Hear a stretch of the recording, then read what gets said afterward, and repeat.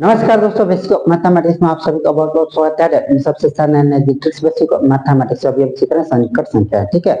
ये नया chapter start करने जा रहे हैं और नए चैप्टर में इतने सारे स्टूडेंट है, सभी को से रिक्वेस्ट है कि आप सभी रेगुलर क्लास करें ताकि आपका मन में डाउट जो भी डाउट होगा उसको क्लियर किया जा सके और शुरू से सन्निकट संख्याएं को समझ सके, ठीक है।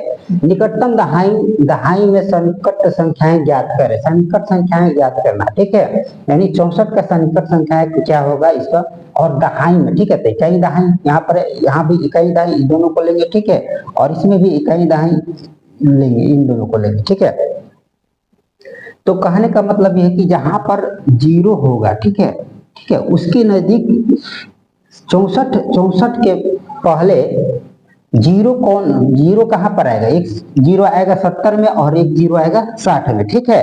तो निकटतम दहाई में सन्निकट संख्या ज्ञात करना है। तो यहाँ से एक तीर खींचते हैं, ठीक है, जीरो से लेके कहां तक 64 जाएंगे, ठीक है। यहाँ पर एक आगे दूसरा तीर यहाँ से खींचते हैं 70 से लेके यहाँ तक, क्या है 64 के नजदीक कौन सा है, जो छोटा तीर रहेगा जिसमें वही मेरा सन्निकट मतलब निकटतम दहाई में संख्या सन्निकट संख्या है, ठीक है। यानी देखिए यहाँ पर कितना है, 1 2 3 4, यहाँ पर 4 ही अंक आ रहा है, ठीक है, और यहाँ पर कितना आ रहा है 1 2 3 4 5, यहाँ पर 5 है। तो जो ज्यादा रहेगा वो तो दूर हो गया, जो कम रहेगा वो नजदीक हो गया।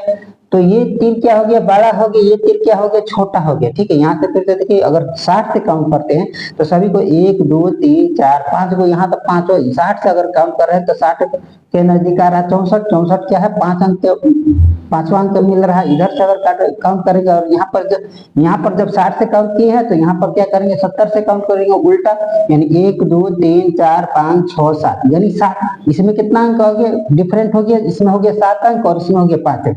तो जो छोटा रहेगा वही उसका सन्निकट संख्या हो जाएगा, यानी 64 का सन्निकट संख्या क्या हो जाएगा, 60, ठीक है। यही इसका आंसर हो जाएगा।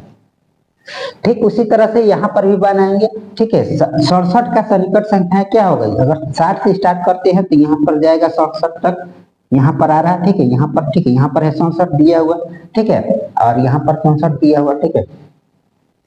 और इधर से भी जब, क्योंकि यहाँ पर भी जीरो है और यहाँ पर भी जीरो है, तो जो दहाई अंक के जीरो नजदीक रहेगा उसी से हम काउंट करते हैं। तो यहाँ से भी एक तीर ऊपर से लाते हैं, ठीक है, यहाँ पर, क्योंकि इधर से और इधर से लाएंगे तो क्या होगा कि दोनों को 5 रुपया 50 पैसा की फायदा हो गया, ये ठीक है। क्या हो गया, बहुत बड़ा हो गया और ये तीर बहुत छोटा हो गया। तो 67 का सन्निकट संख्या, निकटतम दहाई में सन्निकट संख्या क्या हो जाएगा, 70 हो जाएगा, ठीक है।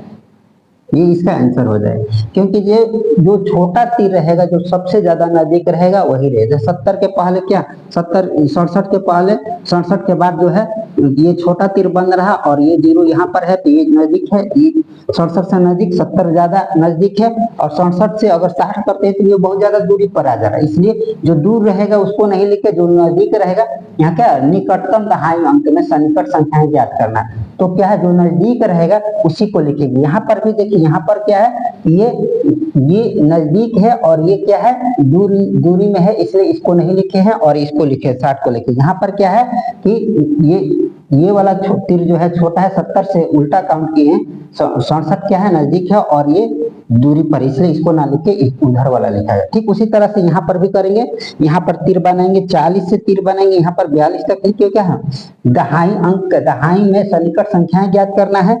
तो ये 42 यहाँ पर आ गया, यानी ये छोटा तीर बन रहा, और इधर से तीर बनाएंगे तो यहाँ 40 से लेके 50 के बीच में जो तीर, ये तीर बनाया यहाँ से लेके यहाँ तक, ठीक है। तो ये क्या हो गया, बड़ा तीर बन गया, तो इसका सन्निकट संख्या क्या हो जाएगा, 40, ठीक है। तो इस बात को समझिए कि जो नजदीक रहेगा, जीरो से काउंट करेंगे, मतलब जीरो के जिस भी संख्या में जीरो रहेगा उसके नजदीक जो भी रहेगा उसको हम सन्निकट संख्याएं करेंगे, ठीक है। अब यहाँ से देखिए 40 है और 40 1 2 3 ही संख्या के बाद है, इसलिए ये 40 हो गया। अगर आपको अभी भी डाउट है, कंफ्यूजन है, तो कमेंट करना ना भूले, ठीक है। सन्निकट संख्या उतना खास डिफिकल्ट नहीं है जितना कि बच्चों को लगता है।